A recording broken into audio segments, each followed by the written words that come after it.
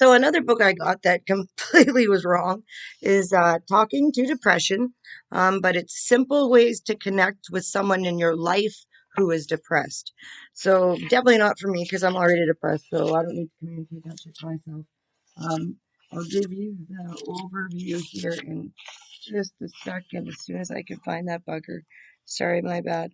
I had it ready too for you. So the contents of this would be an overview of depression, frequently asked questions, where do you start, deciding where you can help, seeing things through, or seeing through their eyes, what depression feels like, how to talk to depressive people, words to say, your do's and don'ts of what to say, um, without using words, using body language to use support, warning sign. Oh, there's a suicide one that I'm going to get into. Living day to day, situation by situation, one thing at a time. Kids in trauma with suffering from depression, um, and then taking care of yourself, sustaining your strength. Um, and the only one that I wanted to really resonate on, obviously, is the suicide one because this book isn't good for me because hey, I already know how to deal with, my depressions and shit. And I always want to go to my way for the suicidal ones. So this one I can talk to you as if you don't follow my channel, my soulmate committed suicide at 17 years old. And I lasted 3 months and then tried to do it myself too. Um, but I was scared that my roommate would come home and find my body, and I didn't want that. So I called for help in the last seconds that I had left, and they charcoaled the hell out of me. And when I did come to, like, I swear to God, I do remember the whole bloody thing. And then the doctor's like, always checking on you. And then he said in the very end, he's like, I had nothing to do with this. He said, like, there's angels out there. So I know TJ meant for me not to be up there with him right now, but it's really hard when, and this is 26 years later, and I'm still having problems with his suicide, and because I have been suicidal, I know the borderline. So I know where I can step and where I cannot step. And the last couple months, I've been stepping really close to the line. So things haven't been, because I've been in a relapse of sorts. I'm a year sober, but something's wrong. I'm not getting the help I need. Medically, like medicine wise, like PSTD is driving me crazy right now. Just absolutely fucking crazy. But we're going to get into this here right now, called warning signs and what to look for. Um, when dealing with depression, the most dangerous risk is suicide. It isn't always easy to predict when a depressed person is considering suicide, but there are telltale warning signs. This section explores the ways to respond when you are afraid someone is considering suicide. The first chapter goes through some warning signs, and next explores the ways to talk to someone who might be suicidal. The American Association of Suicidology lists these warning signs of suicide. Talking about committing suicide, has trouble eating or sleeping, experiences drastic changes in behavior, withdrawals from friends and or social activity, loses interest, hobbies, work, school, etc., prepares for death by making a will and a final arrangement, and gives away prized possessions. TJ did none of the above. I did none of the above. So there are necessarily not any kind of warning signs whatsoever. No one would have known because when TJ committed his suicide, we made sure that the family said to each other that night, whatever happens, if there's a need for help, you call no matter what. Because anybody would rather get a phone call at 2 or 4 or whatever time in the morning saying, help me, get me home, come get me, come pick me up, because anybody's going to say yes as opposed to find your dead body or read about it in the news or some fucking thing. So they don't want you dead. Um, oh, it was continuing from that. So like the signs of has attempted suicide before, takes unnecessary risks, has recent severe losses, is preoccupied with death and dying, loses interest in their personal appearance, increases their use of alcohol and drugs. I increased my use of alcohol and drugs in my time after TJ died. That's for sure. I didn't increase my weed because I don't. I take care of that. SAVE, the Suicidal Awareness and Voice of the Education Organization, includes these additional dangerous signs: suddenly happier or calmer, visiting or calling people one's visiting or calling people one cares about, statements about hopelessness, helplessness, or worthlessness. Same thing. There's no signs there. One of the things that can be made one of the things that makes this difficult to predict is that some behaviors can be interpreted more than one way. His sudden shift and lift in spirits and energy could come from lifting in depression, in case you would rejoice, or it could come from a relief of having made a final decision in which ways you wouldn't be worried. Her suddenly getting organized, cleaning out files, cleaning out closets, cleaning house could be signs of an effort making small measures of control, which would be a step forward, or it could be a signal putting her house in order for those she would leave behind, which she could not worry even more. It helps to have some information about family background, medical history, of what's been going on with their medications. You should know if she or he has attempted suicide before, someone else in the family has committed suicide, has stopped taking medications, has just changed medications, treatment plan, and how is in general has been assessed for a while. Her meds are always having to be adjusted, and this is not usual for her. He has become very anxious, agitated. This tends to make people act impulsively. Getting help with those will lower the risk of suicide. You don't help out, you don't reach out. I didn't, he didn't. Um, we don't think he did. There are two other warning signs to be aware of that they indicate suicide. Both might lead to you to relax the things or under control when you need to be vigilant. When medications have just started working, for someone who suffers from moderate to severe depression, the point where medication's starting, making a difference in this time is the time to watch. Normally, you'd think that's great. Medications are kicking in and there's nothing going to be better, but things aren't in sync yet, and this can be dangerous, period. Depression saps energy such as extent that even if someone wants to commit suicide, he may not be able to summon the energy to do it. Medications will help lift the depression but may tend to work in stages. They tend to affect the energy first, mood second, so she will get back to her energy before her mood changes, so that puts her at risk. For those few weeks, days, or for those few days or weeks, she may or still want to commit suicide, and now just has the energy to act on it. He's bipolar and seems happy. When the person you care about suffers from bipolar, hola, por favor, things are contrary to what you might expect. The layperson tends to get scared when the person she cares about is in the depressive phase, but the underlying depression is still very much present in the manic phase, which is called mixed state, in which seems to be neither but is really transitioning. To you, it looks like he is up, full of energy, vitality, plans, and action. But this time it is most likely impulsive recklessness and likely to put his life in danger. It is either energy that makes an action possible, so that if given, so that when someone with bipolar order is greater at risk. One of the most reliable signs of this is your gut feeling. Don't ignore them. You may be processing information subconsciously that you are not consciously aware of. If you are scared, you need to act immediately. If your gut thinks you are telling things you are very wrong, call a doctor, crisis center, a therapist line, 911, or head for emergency room, and don't leave him or her there alone. Um, you can never, oh, you cannot do a kindness too soon. You never know when it'll be too late. You can never do a kindness too soon, for you never know how it'll be too late. Isn't that true? Okay, there's a little bit more here on suicide, and I am not gonna care. I'm having to figure out what I'll do this, guys, because this one's hard for me to talk about. Because I know, like, the whole point of this page too is for like a complete honesty here too. So, you know. Okay, assessing imminent danger, what to ask. When you suspect that someone is suicidal, the best thing you can do is ask them about it. Don't worry about the planning, the idea, and the head or pushing her to the act she has been hesitating. Instead, asking shows that you care and you are committing to helping her. Chances are is she's scared of her own thoughts and will be relieved to have someone help this. This chapter lists ways to help ask to help how to respond if the person is suicidal.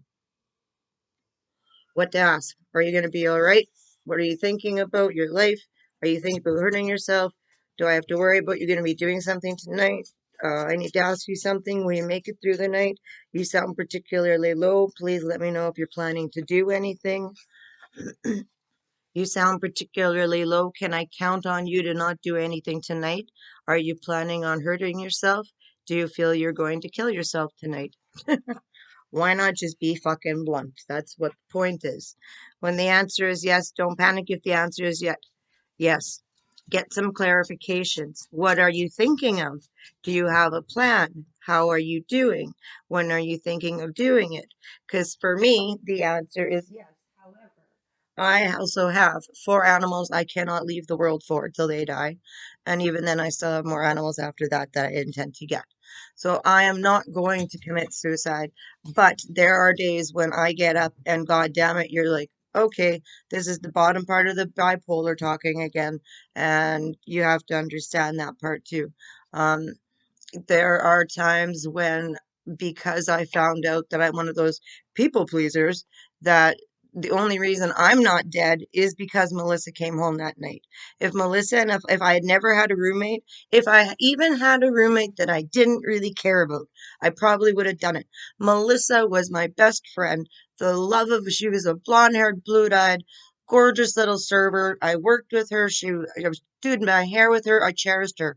I did not need her coming home to me laying in the bathtub full of blood. Was when because I literally I had done a 2-6 of 151. I smoked a 40 ounce of no a $40 bag of weed, and then I did a 2-6 of vodka. I went into Melissa's room and I took all the medication out of there because she was one of those who had everything from Advil to whatever. So I took probably 80 to 100 pills, if not a little bit more. We're not quite sure. I just took what was ever left in the bottle. I just popped them all open. And then I was feeling pretty good. So I was like, okay, things shouldn't hurt as bad. What's a paper cut like when you're sober? What's it like when you're drunk? You don't even notice it. You get bruises and it's right. Where the fuck did that come from? So I then decided not to do it. I got into the bathtub and actually, seriously, I had like the razor there, like ready to go. And I was like, fuck, Melissa's gonna be home and god damn it. And I hauled myself out of the bathtub and barely made it to the phone call. And same thing, like I was dying, like I could barely see. I had to pull on the cord for the phone to drag it closer. I couldn't get to it. I didn't dial 911. I had the one of those speed dial things, so I dialed Kelly. She is my very best friend too, other than Melissa. Melissa was at work and she would have flew out of work, but Kelly came. I called Kelly and I just said, Kelly, I need help. I don't think she heard the rest of it. She was at my house at like 5 minutes, and in driving time, technically, probably should have been a 15-minute drive. She would have been there in about five, and Cal had Trans Am. She would have been doing like about 20 down like fucking Main Street. Like I know Kelly. So she was there in a fucking heartbeat. So, you know, even though the answer is yes, they're the same thing when you're talking to people like me. If I say I will be okay, then I will be okay. But they're the same thing you got to understand is that person lying to you, because I could lie to you too. I mean, look, I already tried to do it before and I had an entire family behind me for support. So, anyway, back to this part then. Um, if she had planned a timetable, ask if she'd mean to carry it out. If she says no, the threat may not be immediate. You can show your love by insisting that the people you call she sees help for counseling immediately. The person can The person can't talk to you for patient confidentiality reasons, but you can talk to her so she can listen. If he does not have a therapist, urge him to get an evaluation. Offer an appointment for him for someone who can assess the situation. Realize that this may lead to hospitalization. I landed in the mental health care ward. If the person you care about is willing to make that call himself and take the responsibility for asking for help, it will be voluntarily admission and he will want to be free to leave when he wants. Unprofessionals to feel he is an immediate danger to himself or other. If he urges to make the call himself, you are his therapist, he feels he in danger, then it could lead to an involuntary commitment. This is very difficult call if we want to keep them there or not. But keeping them there is keeping them safe. When I tried to commit suicide, um, I was young, so and I was only in my early 20s. I was 26. So I was released to my mom and my dad, and my mom was the one that took primary care. And in order to keep me out of the ward, then she had to make sure that I seen a psychiatrist like 5 days a week, was on medication. I was on antidepressants. I took them for 3 weeks, and I almost looked like the Joker, that really painted on fucking weird face. And it hurt so much. My cheeks were so sore by the end of the day from taking those fucking pills. I just stopped. I just dropped and I thought, fuck it. There's got to be another way to do it than that. And it wasn't, that's when I started drinking a little bit more. And weed didn't come into play because weed just, it ups your alcohol, that's all. But that's when I started drinking. And then we moved to Saskatchewan and then shit hit the fan. Then the bottle was the only thing that kept me alive, you know. Um, so then, how to encourage help? You're scaring me. Please consider getting some therapy or counseling or something. What you're saying scares me, and I want you alive tomorrow. You're scaring me. I want you to call your therapist. You're scaring me. If you don't call your therapist, I will. You're scaring me, and I don't think that you're scaring, and I think you're scaring yourself too. I think you should call your therapist or check yourself in. You must do one or the other. Call or check yourself in. Who's going to make the call, you or I? So when it comes to suicide, there's never a white and black line.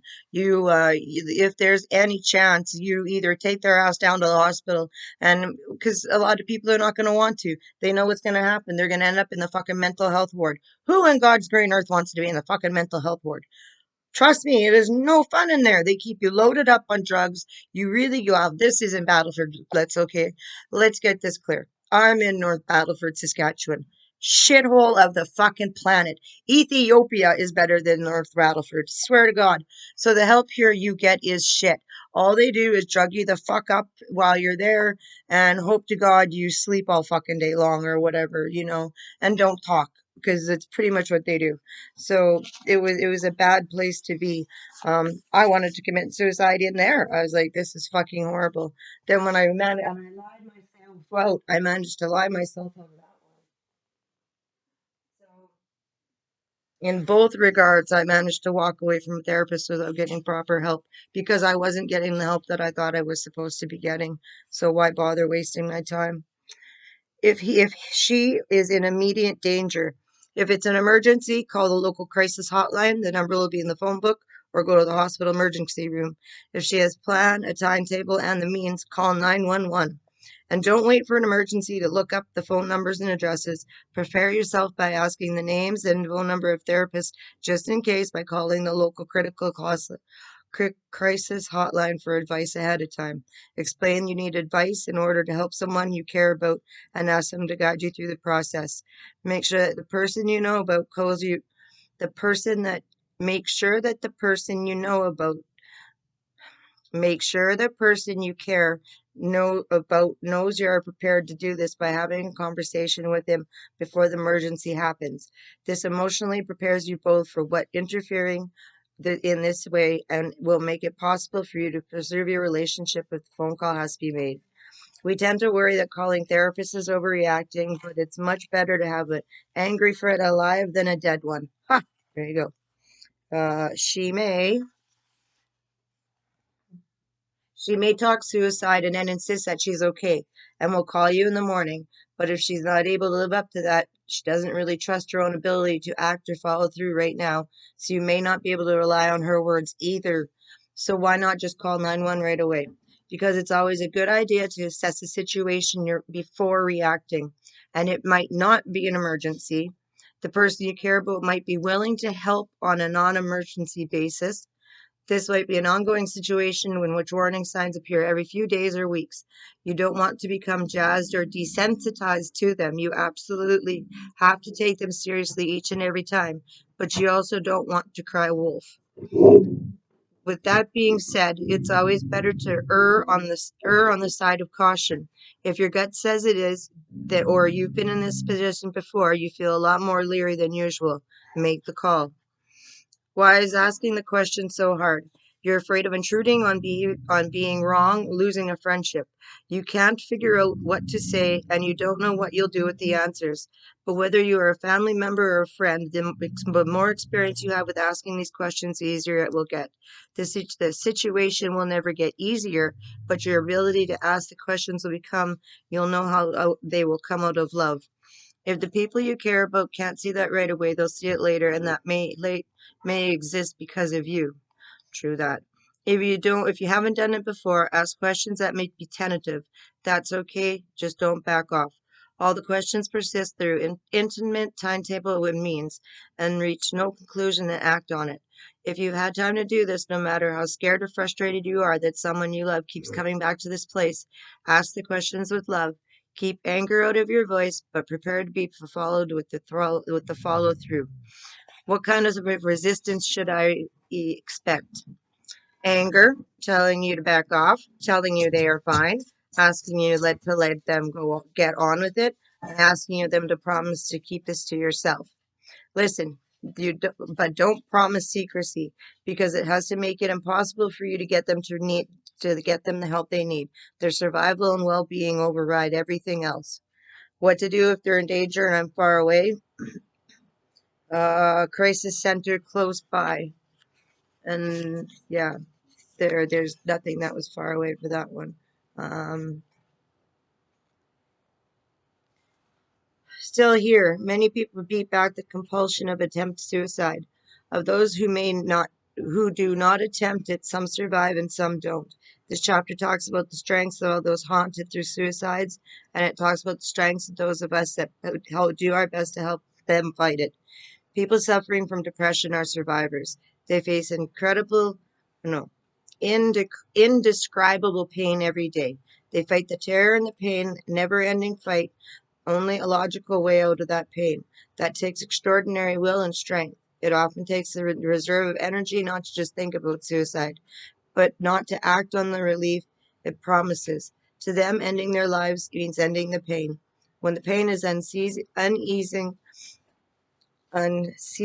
relentless, and unbearable, is not only the mind that reaches that conclusion, the body is drawn to that conclusion as a lone down star is driven toward the poles. The mind may reach conclusion dispassionately and neutrally. The body is pulled to as if it were for irresistible force. It is the mind that also makes the body not to act. The mind that must fight itself and the body.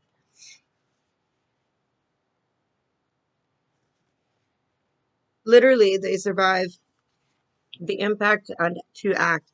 This can be burning, overwhelming, and repeated desire.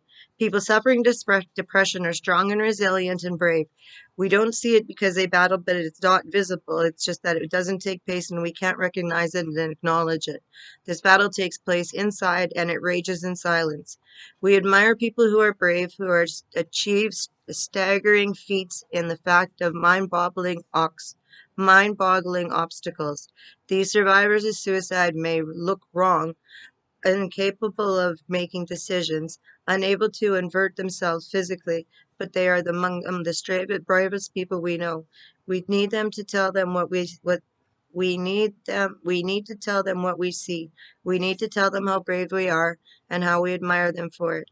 We need to let them know that their strength inspires us and ensures us that we will do what we can to help them renew their energy and shore up their strengths. We need to remind people of how strong they are because they may not be absorbing other people's assessments. We tend to internalize what other people think of us, even if they never say their thoughts aloud. Facial expressions, tones of voice, and avoidance can all convey a negative opinion. If other people think you are weak or lazy or ineffective or giving up, we will just come to believe it ourselves, and that will weaken, diminish us. Don't let that happen to the people you care about. They are fighting through the toughest battle, and only strength and courage can help you remind and can help them prevail. Remind them that is their own strength and courage that is doing the job, and that is how you see them. No matter how strong people are, no matter how courageous, not everyone makes it. If the person you care about acts on their suicidal thoughts, you will grieve, feel anger, guilt, wonder, and what else you might have done, wondering if you would have done what was worth it. Please note that please know that knowing that nothing will change the value of what you do. What you do can make a difference by enhancing the quality of her days, extending the time during which medication and therapy can take effect, and increase chances of recovery. This isn't to say that you can't make the difference. There are just too many factors involved. If the person you care about acts on the suicidal thoughts, you are not responsible for that act. You're not omnis or omnipotent. I don't know those fucking words. You are doing your best, and he is ultimately responsible. Whether something else you could have done could have changed is unknowable, and is very self-destructive to dwell there. It is also self-destructive to think that if he didn't love you enough or to keep going. Many of these people in these battles by the love they feel for them and other people in their lives, and the love for those people for them. That connection can often help them pull themselves back from suicide, but sometimes the pain will overwhelm that connection, swamp the love, sap the energy and willpower needed to give up the relief that would overcome with ending everything. But that has to do with pain of their own, not with the love, not with their love. Thinking of her as a coward is also destructive. Some battles are harder than others. Sometimes, after so many prior battles, there just aren't enough resources to transform strength and courage into action. Sometimes one is just overwhelmed by the enemy. In physical battles, we celebrate the bravery of the soldier who fails. The bravery of the psychological warrior is no less. What you can do in changing a life is something by helping him going until he's past the horrible hump or hole that he is, skewering him in where he is. You do that by boosting his bravery, become one of us because none of us can live in continuous state of courage. Helping her move in a positive direction through acceptance, vigilance, love, respect, distraction, purpose, and a shift in behavior and process is what we can aim for. And that's what it all had to do with suicide. Um, there's really not a lot you can say to anybody that's going to try and do it. I mean, really, if you're going to do it, you're going to do it. Um, you definitely want to try and stop them. I never seen anything coming when TJ died. Nobody did. As soon as he did that night, obviously, he did it in the afternoon. And then, so by evening, everybody had gathered and everything, and the whole family was there. And we did that look back like we never seen it coming. He just spent last weekend at my house, like crashed over, and we all watched movies because my brother lived with me. We were roommates at the time because we're all grown up now. So like I'm 26, so T's younger than I was. Like TJ was way younger than me, but by no less of anything, he was going to be my soulmate once he grew up. That I told him, he said he had to be 26 and date a bunch of girls before so that he knew. But like yeah, no, it's there. It's if you think somebody's gonna do it, just go ahead and just set it up and take them in for help. Like worst case scenario, somebody's stuck on a ward that they don't want to be on rather than dead. So um, there's nothing we seen coming from TJ whatsoever when we added it all up. There was nothing. There was the phone call, I love you the night before and talk to you tomorrow and, you know, planning the rugby on the weekend and there wasn't a bloody sign. And you wouldn't have seen it for me neither. Nobody would have seen that coming. Same thing they said to me was like, well, what the fuck are you thinking, Amber? Like, we just told you to talk to us when you're having a down time And then that's when I was talking to Connie, and I just said, well, it seemed it was overwhelming. Everybody's so sad and depressed about TJ that I didn't want to bring anything up. And I felt like I was, um, causing, I don't know, stress or everybody was grieving. Like I was sad. Like I didn't want to go to somebody that's grieving and ask for help. Like, and it was everybody in the family. Like TJ was like he was like the glue of the family. Like everybody loved TJ. There wasn't anybody that didn't. Like, I mean, when we had his funeral, it was private, and then they had memorial thing at the gym because there was he was in school, but he was on the rugby team and all, like a bunch of teams. So like he was very known throughout like all the schools in town. And yeah, they had to rent out an auditorium to have a memorial for him there. And it wasn't even kids inside, it was kids outside. And it was amazing the amount of people showed up. And I wish he would have known that there are that many people that have cared, like leave your house, sleep on you crash on our couch, like shit like that. But there's no easy way to notice anything because to look at me right now, you'd think I'm fine, and I'm bipolar and fucked up, like. But pills make a difference. So if you can help somebody, if you think they're down, get them on pills. Like if something's got them depressed, and they can work with a counselor and then maybe work their way off pills or something. So anyway, that's my little to talk about. This is talking of no talking to depression. So, and it's by Claudia J. Strauss. So that's my read on that and my little bits of information and personal shit there too. So, yeah, peace out. Take care. Love to everybody. Love you, vegans. Good night, y'all.